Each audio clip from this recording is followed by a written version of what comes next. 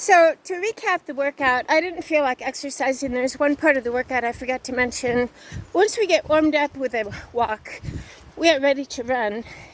When we run, we're not just flopping around like an ogre. We use proper form. I'll tell you how. We are pushing the ground behind us.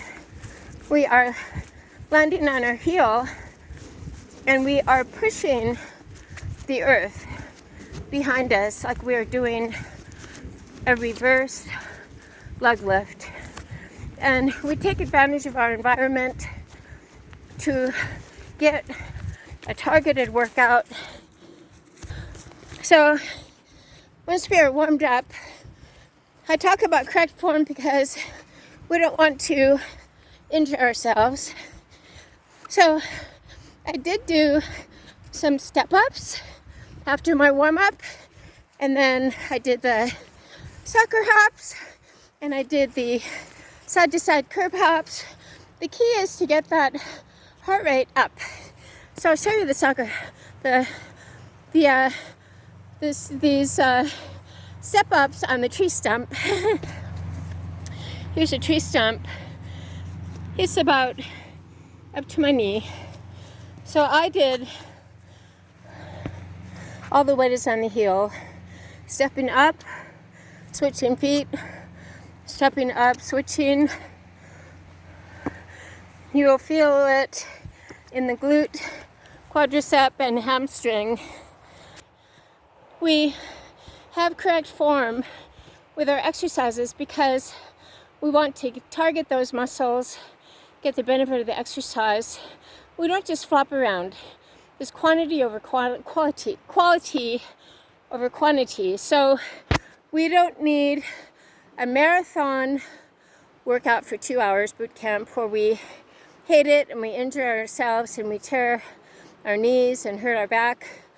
We want consistent, daily, appropriate, safe exercise in which we'll get stronger and we will be moving forward with our weight loss goals, with our fitness goals.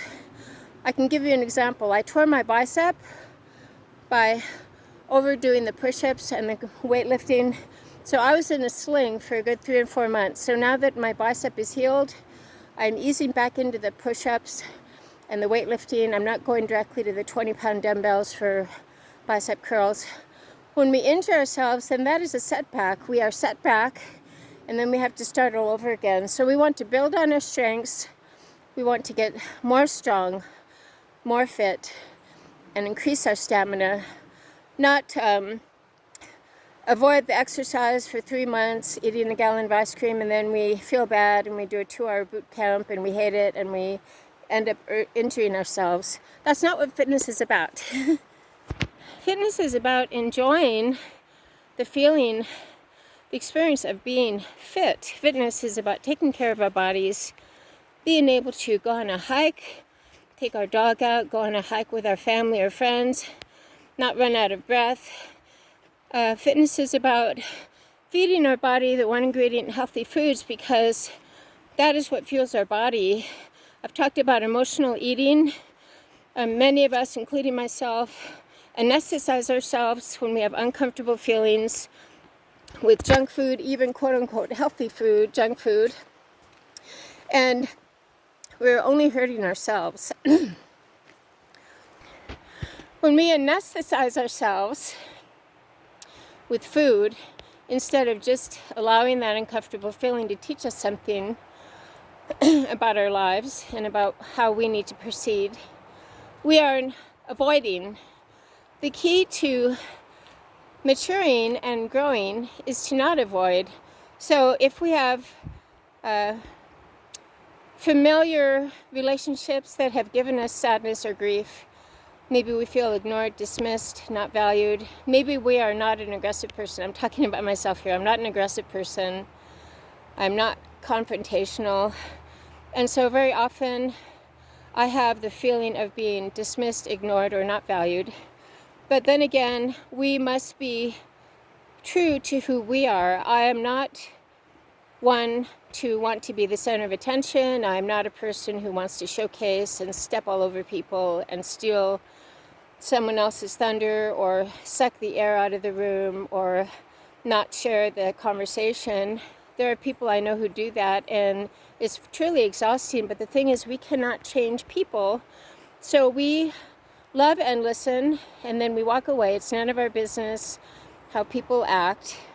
Our job is to love and listen to people, not change people. We can never change people. So if I feel uncomfortable, now instead of running to the food, I sit with that feeling and I say to myself, so what? So what if we're ignored? So what if we feel dismissed? There are many people that feel that way. So what? We continue living our lives, we mind our own business, and we continue to live well, because in some cases, rude people, the poor behavior of others is a really great lesson to us of how not to be. We do not want to be that way. We do not want to make others feel insignificant. I do not want to make others feel unimportant or ignored.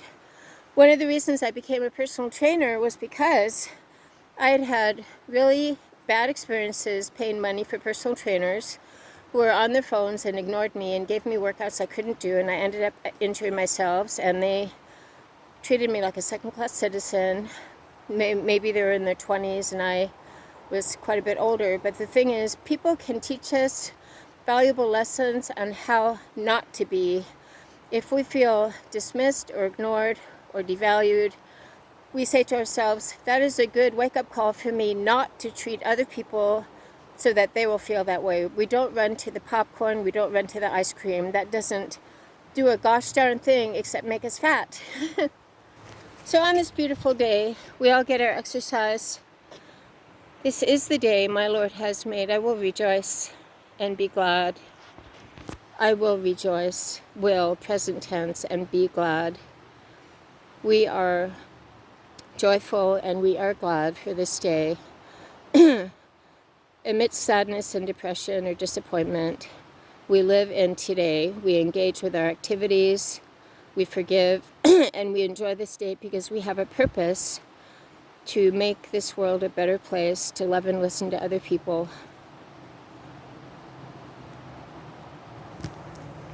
Living Fit with Laura.